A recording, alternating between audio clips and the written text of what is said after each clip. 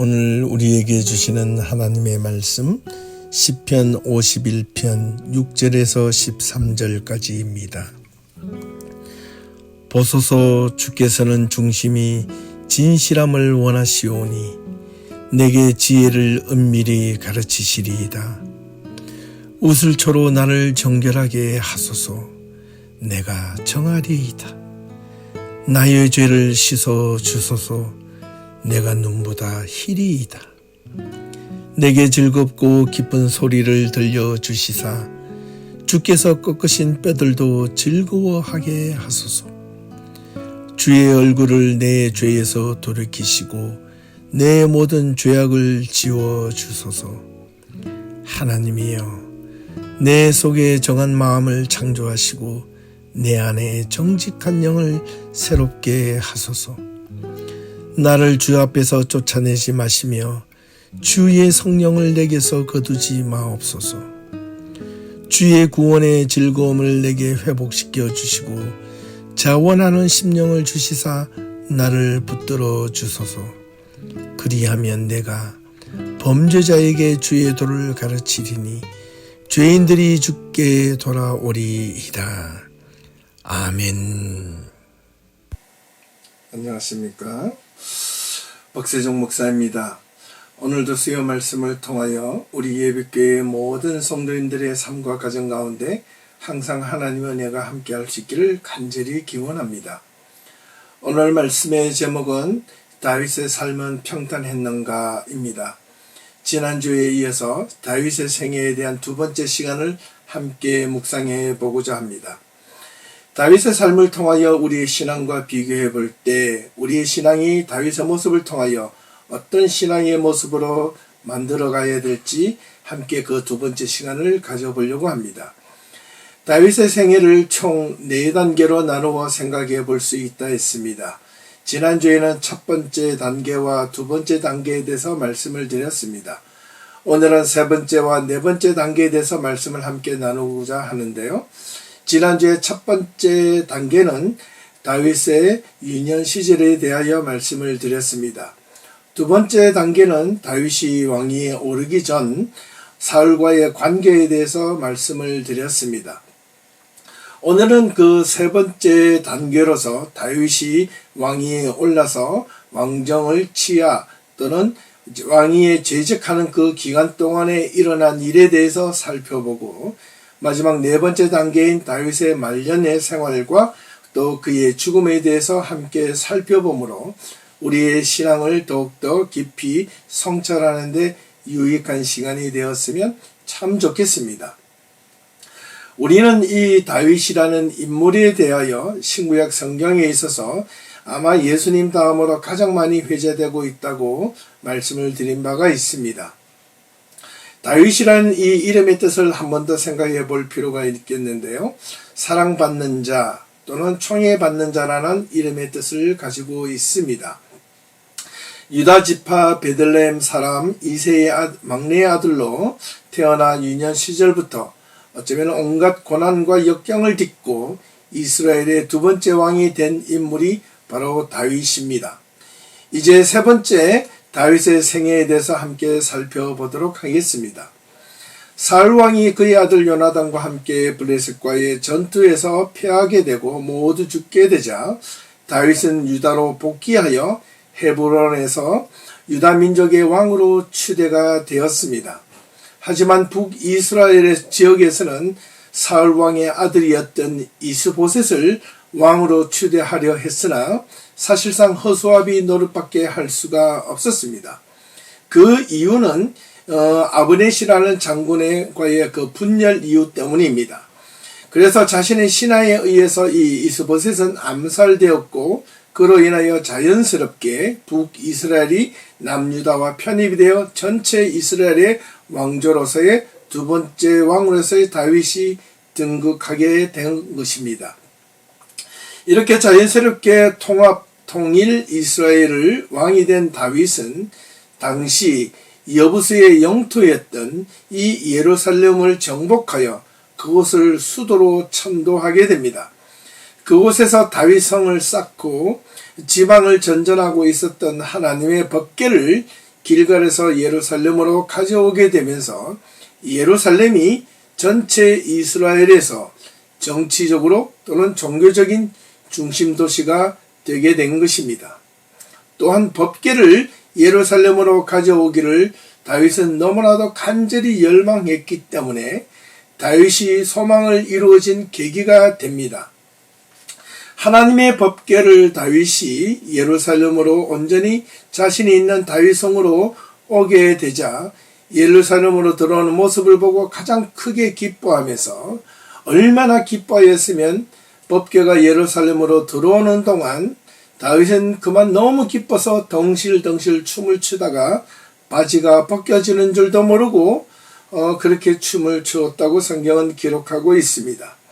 이 모습을 본 이 다윗의 아내 미갈은 왕으로서의 채통을 지키지 못하고 볼꼴 사나운 모습을 한다고 비웃자 다윗은 자신의 아내 미갈에게 저주합니다. 다시는 자녀를 낳지 못하게 될 것이라는 것입니다. 이 정도를 가지고 다윗이 아내 미갈을 저주하다니 참으로 다윗도 참으로 냉정하기도 합니다. 왜냐하면 우리의 인간적인 모습으로 말입니다.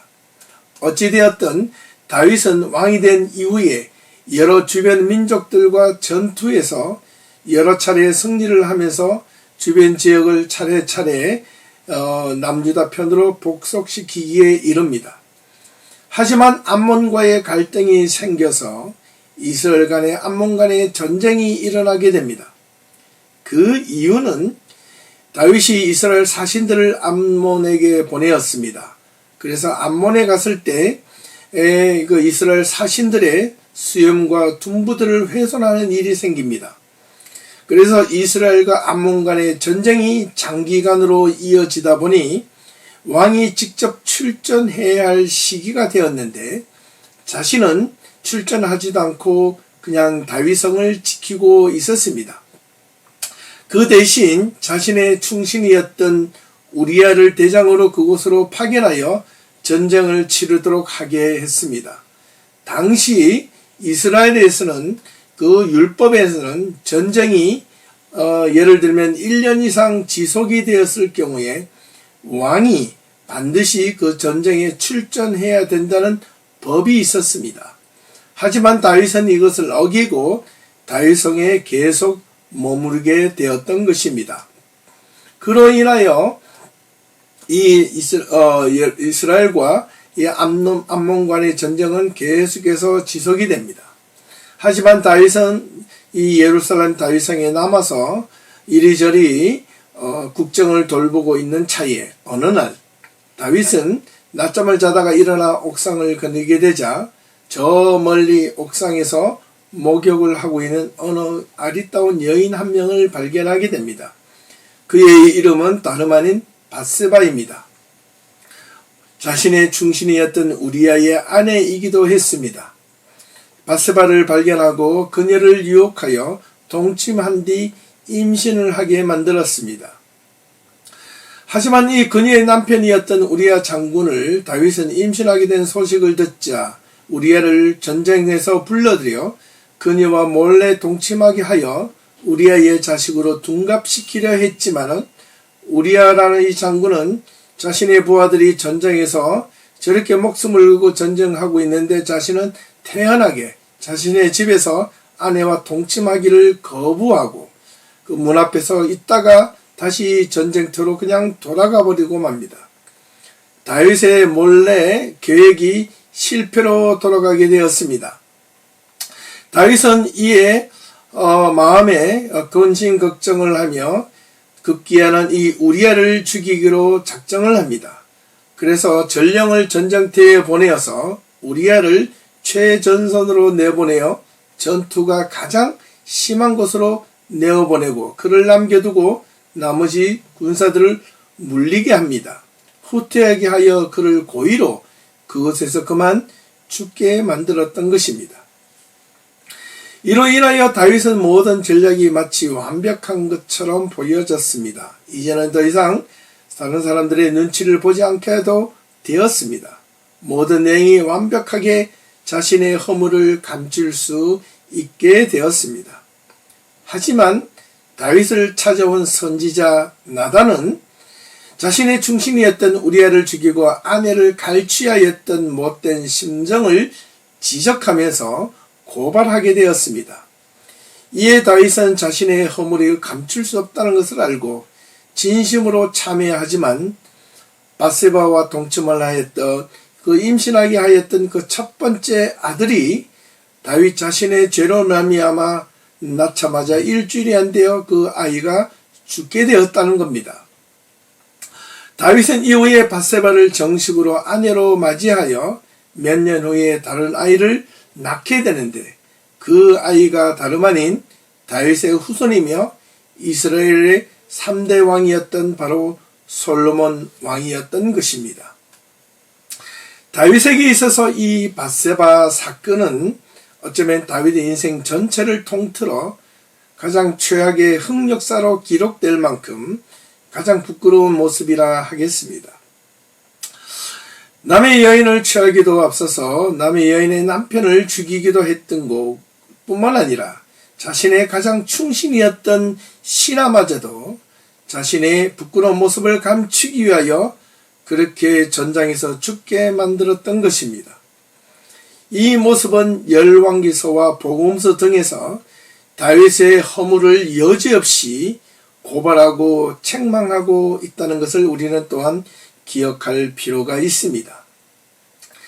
이렇게 다윗의 왕위 시기는 40여 년 동안 지속되었는데 다윗의 재위 기간 동안 총 2번의 쿠데타가 일어납니다.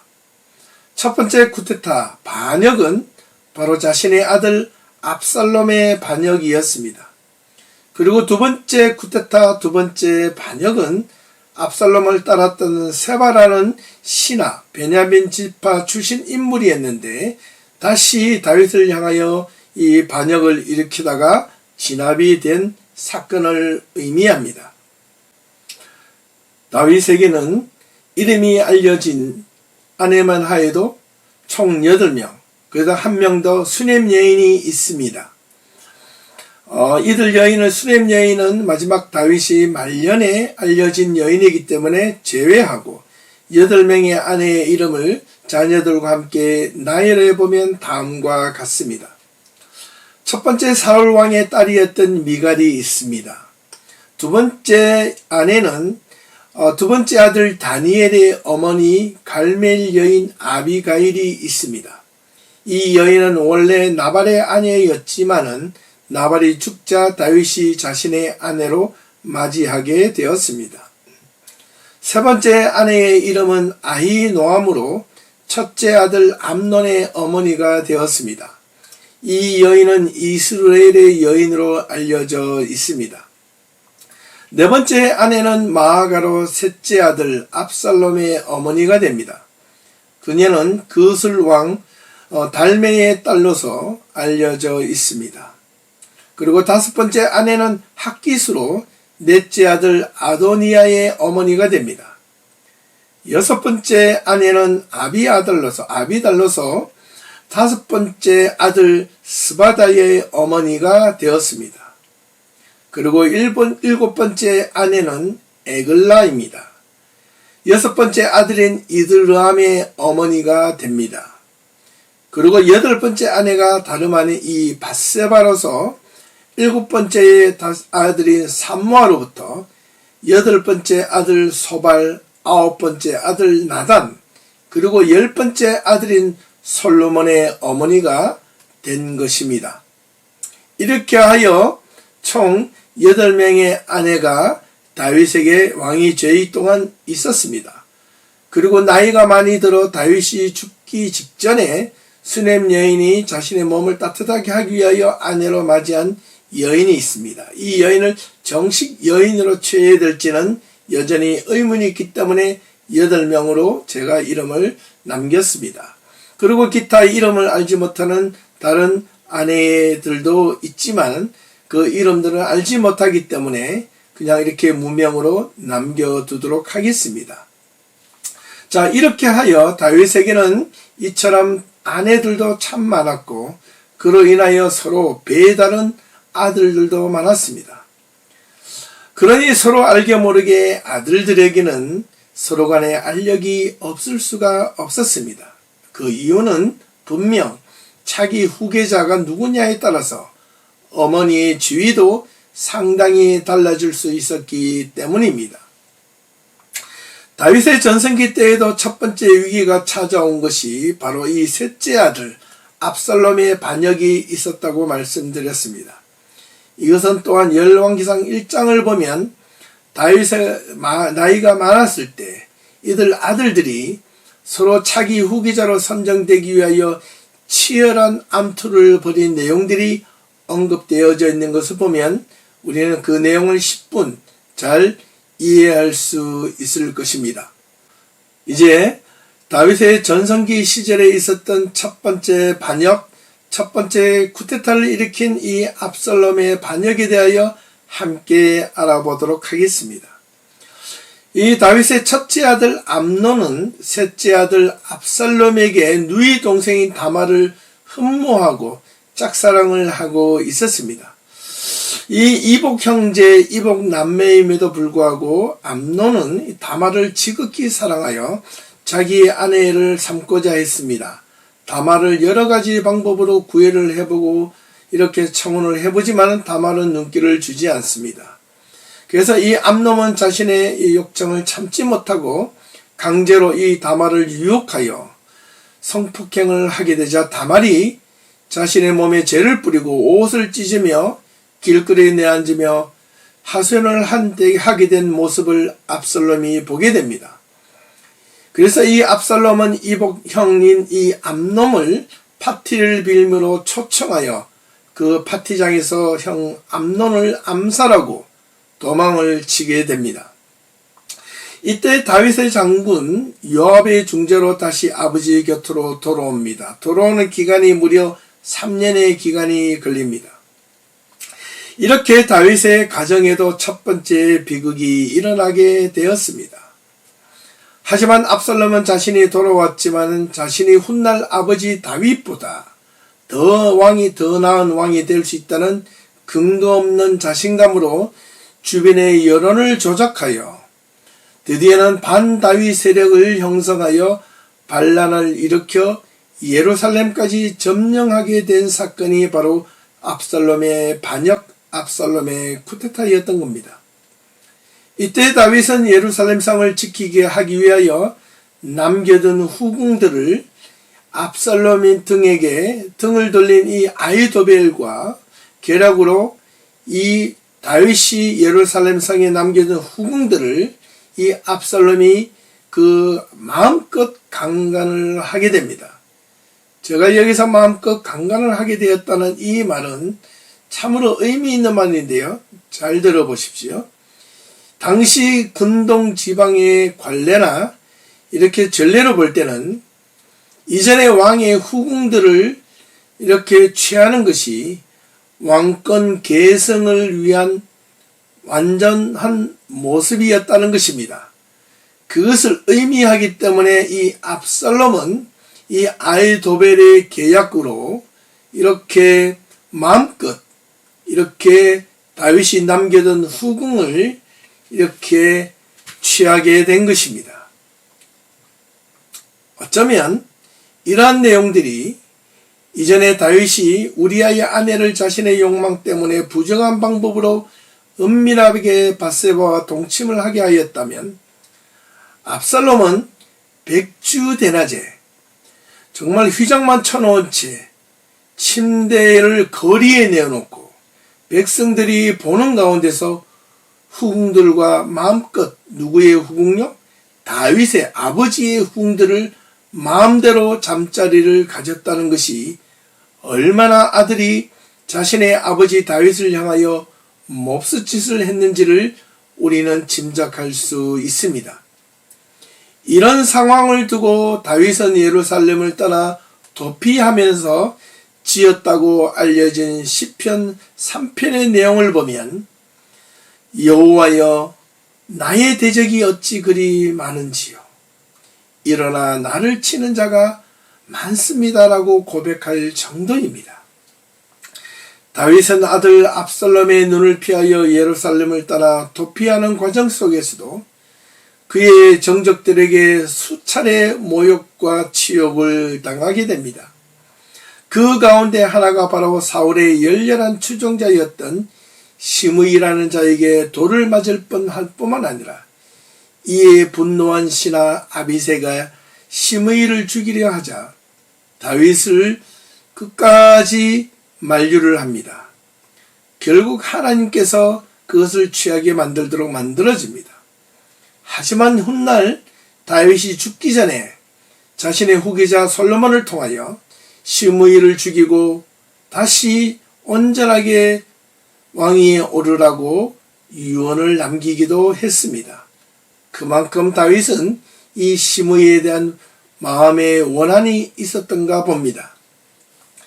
다윗은 다행히도 예루살렘을 떠나 도피하기 전 그의 충신이었던 그 후세라는 신하를 예루살렘에 주둔하게 하여 압살롬의 모략군 아히도벨의 전략을 방해하는 데 결정적인 역할을 하게 되면서 이후에 마하나임에서 다윗의 추종자들과 함께 다시 예루살렘 성으로 들어가 아들 압살롬으로부터 이 예루살렘 성을 재탈환하는 데 성공합니다. 이렇게 압살롬은 예루살렘 성에서 쿠데타에 실패하고 또 자신의 아버지 후궁에 대한 심각한 죄를 지은 탓에 그만 두려워 예루살렘을 떠나 노새를 타고 도망치던 중에 나무머리에 있는 이 머리카락이 나뭇가지에 걸려 매달려 있는 모습을 신하 중에 한 명이 군인이 보고 요압 장군에게 달려가 신고하였고, 요압 장군은 그 모습을 보고 달려가서 이 압살롬을 죽이고 다윗에게 보고하자 다윗은 지난번 자신을 정적으로 삼았던, 그렇게 자신을 죽이려 했던 사울이 죽었을 때 슬퍼하였던 것처럼 그렇게 아버지 다윗을 욕을 보이고 그렇게 심각한 죄를 저질렀던 이 아들 압살롬이 죽었다는 소식을 들었을 때 다윗 또한 끝까지 슬퍼하며 애도하였습니다. 이렇게 압살롬의 난은 겨우 진압되었으나 이내 곧 이어 두 번째 쿠데타가 반역이 또 일어납니다. 여전히 압살롬을 추종했던 몇몇 인물들 가운데 세바라는 자들이 중심으로 다시 반란을 일으키게 됩니다. 이때 요압 장군과 함께 출정한 아마샤가 요압에 의해서 다시 살해되는데, 그 이유는 다윗이 요압이 아닌 아마사를 그 군대 총사령관으로 임명했기 때문에 이 요압은 다윗에 대한 불편한 감정과 또 복수심 때문이었다는 것입니다. 이로 인하여 요압은 나중에 훗날 다윗을 또 한 번 등을 돌리게 됩니다. 어찌되었든 그렇게 세바가 있던 근거지에 도착하여 그들을 포위하고 압박하고 있던 가운데 한 여인이 꾀를 내어 전쟁을 하지 않고 그만 세바를 이렇게 죽게 하였고, 근거지에서 세바가 잡혀서 공개 처형을 당하게 되어 반란은 이내 막을 내리게 되었던 것입니다. 이렇게 두 번째 반란 반역도 진정이 되었습니다.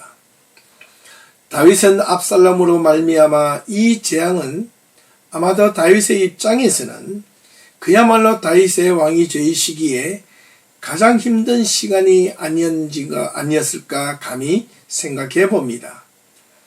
다윗이 저지른 죄로 말미암아 다윗은 스스로 자신의 잘못에 대한 대가를 회피한 것이 아니라 순응적으로 받아들였으며 그것을 철저한 자복과 회개로 말미암아 하나님을 향한 끝까지 변함없는 신뢰를 통하여 다시 고난 가운데서도 회복할 수 있었던 것입니다.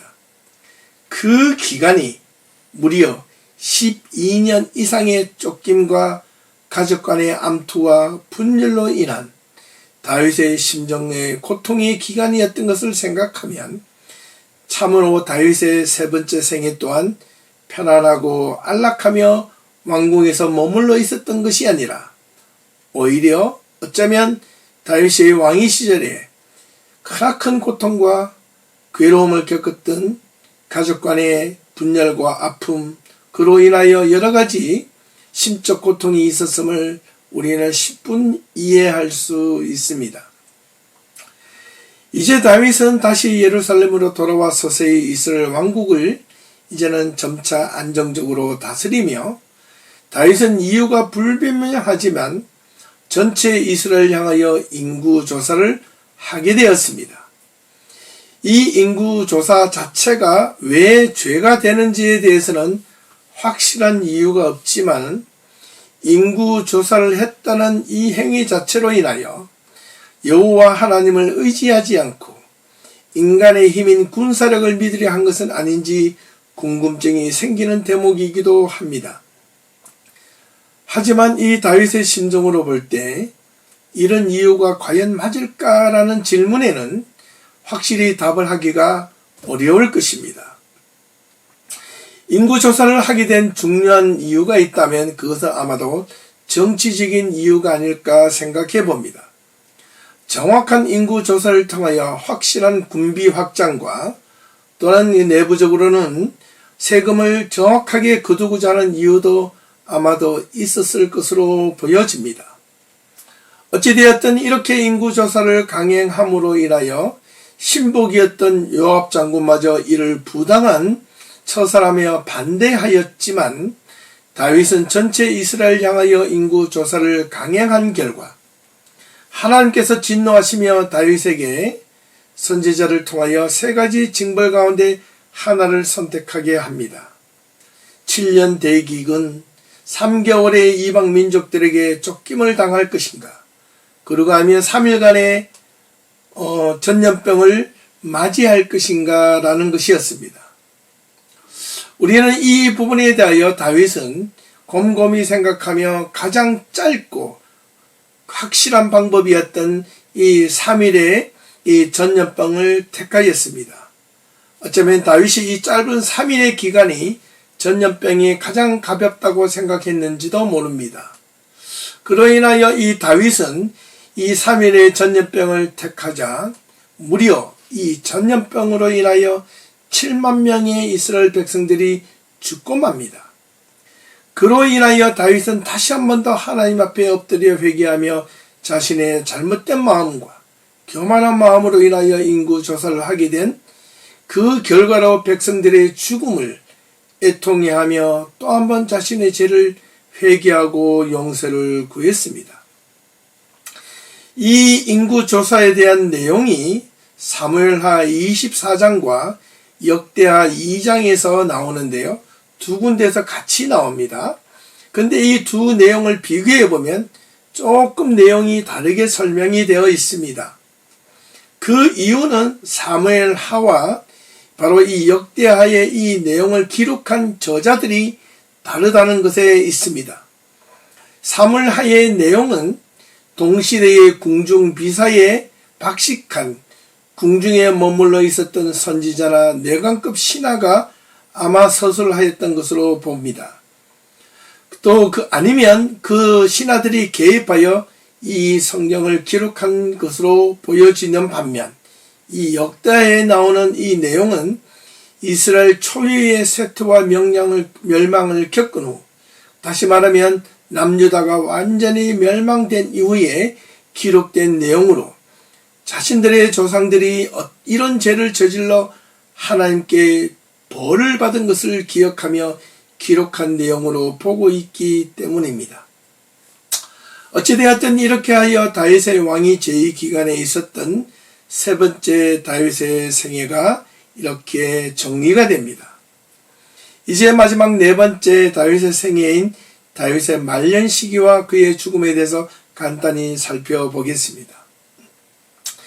다윗의 제위 기간의 대부분을 방황과 내어 쫓김과 반역과 반란으로 제위 기간을 보낸 것이나 마찬가지일 정도로 바람잘 날이 없었던 것은 분명해 보입니다. 그렇게 하여 다윗의 말년이 다가오자 다윗에게 편안한 가운데 삶을 살았을 것으로 추정되지만 끝끝내 다윗의 말년에도 실제로는 그렇지 않았습니다. 이렇게 수십 년 동안 여러 가지 수많은 사건을 겪고 난 뒤 궁정에서 머물러 있는 다윗을 향한 동정이 무조건적인 보호 대상이라는 인식이 퍼지게 되었고 이후에 다윗은 점점 전투에 대한 출전이 사라지게 됩니다. 아니 신하들이 전투에 참여하는 것을 극구 만류합니다.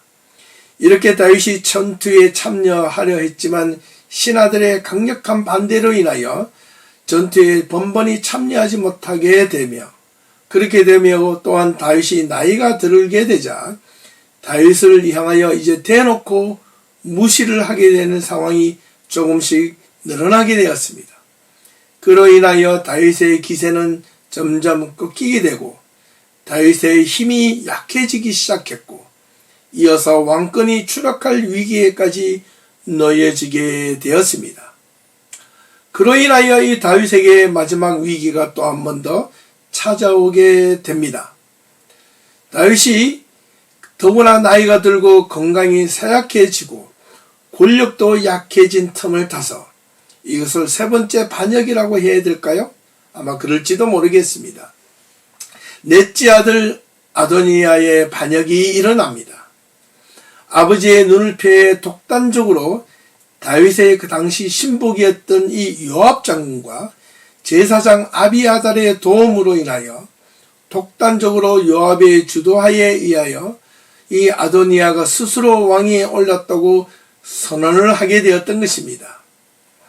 이것을 알고 위기를 맞은 밧세바는 선지자 나단의 도움으로 다윗의 죽을 날이 임박하게 되자 다윗은 스스로 왕위에 올랐다고 지적한 아도니아를 제치고 솔로몬을 차기 후계자로 지정하며 그에게 마지막 여러 가지 조언을 한 뒤 기원전 약 970년경 마지막 생을 다하게 되었던 것입니다. 이로 인하여 이 아도니아의 반역을 도운 이 요압 장군은 훗날 솔로몬이 왕위에 올랐을 때 요압을 정적으로 제거할 수도 있었지만 솔로몬은 이 요압 장군과 제사장 아비아달을 아버지를 섬겼던 그 장군이라는 이유로 살려줍니다. 그리고 각각 그들의 고향으로 돌아가 조용히 살게끔 합니다. 특별히 이 제사장 아비아달도 이렇게 아도니아를 도왔다는 이유로 예루살렘 성전을 떠나서 그들의 고향으로 돌아가게 만든 곳이 바로 아나돗입니다. 여기서 이 제사장 아비아달이 그의 고향인 베냐민 땅 아나돗으로 돌아가서 거기에 머물며 다시는 예루살렘 성으로 들어오지 못하게 만듭니다. 그들의 후예 가운데 모든 이들도 예루살렘 성전으로 비록 제사장일지라도 다시는 들어오지 못하게 만들었습니다. 그 후손이 바로 그 유명한 선지자 예레미야였던 것입니다. 그래서 예레미야는 예루살렘 성전으로 들어가지 못하고 예루살렘 성문 앞에서 그렇게 마지막 남유다의 멸망을 바라보며 목놓아 통곡하며 외쳤던 것입니다. 바로 그렇게 회개를 외쳤던 이유가 성전이 아니라 성안이 아니라 성문 밖에서 그렇게 외쳤던 이유가 바로 그런 이유 때문이었던 것입니다. 이렇게 다윗의 생애 세 번째와 네 번째에 대해서 함께 살펴보았습니다. 지금까지 지난주에 이어 네 번에 걸쳐 다윗의 생애를 살펴보면서 다시 제목으로 돌아와 다윗의 삶은 과연 평탄했는가라는 제목을 생각해 봅니다. 우리가 알고 있는 이 다윗은 정말 위대한 왕으로 불려질 만큼 그의 생애는 결코 순탄하지만은 않았다는 사실입니다.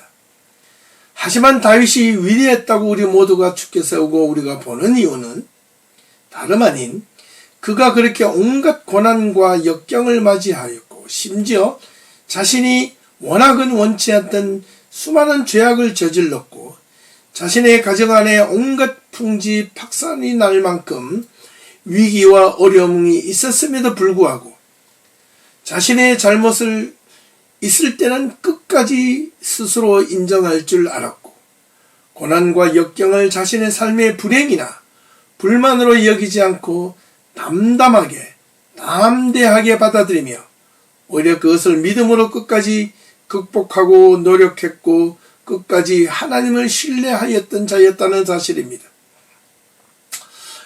우리는 이 다윗의 모습과 비교해 보면 우리의 삶이 어렵고 힘들 때, 우리가 정말로 하나님 앞에 간구할 때, 이렇게 고난과 역경이 이렇게 몰아치듯 다가왔을 때 우리도 역시 끝까지 다윗처럼 변함없이 하나님을 신뢰할 수 있을까요? 또한 우리의 자물과 허물들이 드러나게 되었을 때 하나님 앞에 진실로 회개하며 자복할 수 있을까요? 우리는 이 다윗의 모습을 통하여 우리가 배울 수 있는 신앙의 교훈이 무엇인지 곰곰이 생각해 볼 수 있으면 참 좋겠습니다. 이제 마지막으로 오늘 본문 시편 51편 6절에서 13절 말씀으로 함께 읽으며 다윗의 전체 생애를 생각하고 마치도록 하겠습니다. 특별히 이 시편 51편은 다윗이 잘못하고 타락한 뒤에 그 모습을 회개하며 지은 시로 알려져 있습니다. 6절부터 한 절 한 절 읽어 내려가 보겠습니다. 보소서, 주께서는 중심이 진실함을 원하시오니 내게 지혜를 은밀히 가르치시리이다. 이 말은 하나님은 외형을 보지 아니하시고 중심을 보시는 하나님이시라는 겁니다. 사람이 아무리 그치 화려한들 중심이 삐뚤어지거나 잘못된 자를 어여삐 여기지 아니하신다는 말이기도 합니다. 다윗은 중심을 잡으려고 무척 노력했지만 스스로 잘못한 것도 있었고 허물도 많았고 또한 자신을 감추려고 싶었던 것들도 많았습니다. 그러나 잠시 하나님 앞에서 중심이 멀어져 잘못한 것이 있었지만은 통렬한 자기 반성이 있었습니다. 앞선 4절의 모습을 보면 자신이 저질렀던 죄악을 비통한 회개를 하는 장면이 나오기 때문입니다. 이어 자신에게 지혜를 주셔서 자신의 잘못을 알고 깨닫게 되었다고 고백합니다. 7절 말씀, 우슬초로 나를 정결하게 하소서. 내가 정하리이다. 나의 죄를 씻어 주소서. 내가 눈보다 희리이다. 이 말은 너무나도 유명한 어록 가운데 하나입니다. 여기에 나오는 우슬초라는 말은 표현은 의식적인 율법을 구별을 위하여 있는데, 예를 들면 문둥병자를 깨끗하게 하기 위한 경우나 부정한 자들이 몸에 물이나 피를 뿌려 우슬초를 얹어 놓을 때 그들의 더러움으로 인한 부정함에서 벗어나게 된다는 의식을 뜻합니다. 그래서 우슬초로 나를 정결하게 하소서라는 말은 우슬초가 나의 몸에 얹혀져 있을 때 내가 죄가 사여지는 것처럼 하나님이여 하나님의 이런 의식을 통하여 나를 정결하게 하고 죄악된 몸으로 다시 한 번 더 순결케 하여 주시옵소서. 그러면 내가 정하겠고 내가 깨끗하게 칠 수 있습니다. 라는 다윗의 철저한 죄의 고백과 회개의 의미가 들어있다 하겠습니다. 8절 말씀, 그렇게 되면 내게 즐겁고 기쁜 소리를 들려주시사 주께서 꺾으신 뼈들도 즐거워하게 하소서. 이 고백은 참으로 중요합니다. 앞선 7절에서 우슬초로 얹음으로 부정했던 자신의 모든 것들이 다시 회복이 되고 잃어버렸던 기쁨과 즐거움이 되찾을 수 있음은 오직 주님만이 허물과 죄를 용서하시고 사실 수 있는 유일한 분이시라는 것을 우리는 잊어서는 안 되겠습니다. 9절 말씀, 주의 얼굴을 내 죄에서 돌이키시고 내 모든 죄악을 지워 주소서. 다시 한 번 더 다윗은 자신의 허물이 있는 그대로 더하지도 덜하지도 않게 진중하게 고백함으로써 다윗은 하나님 앞에 정직하게 용서를 받고 싶어 한다는 것을 알 수 있습니다. 이 구절은 이사야 44장 22절에 이렇게 또한 기록하고 있습니다. 주의 얼굴을 내 죄에서 돌이키시옵소서. 즉 내 죄에 격노하여 나를 내 죄과대로 다루지 마옵소서. 그것이 내 앞에 있사오니 그것을 주의 등 뒤로 넘기시옵소서. 내 모든 죄악을 주의 기록책에서도 말하소서. 햇빛에 의해 구름이 사라지고 흩어지듯이 그것을 도말하여 주옵소서라고 말입니다. 이처럼 다윗의 고백은 참으로 정직하고 진실하며 자신의 허물과 죄를 감추려 했다가도 하나님 앞에서 감출 수 없음을 알고 있는 그대로 고백한 내용이라 말할 수 있겠습니다. 10절로 이어집니다. 하나님이여 내 속에 정한 마음을 창조하시고 내 안에 정직한 영을 새롭게 하소서. 11절 나를 주 앞에서 쫓아내지 마시며 주의 성령을 내게서 거두지 마옵소서.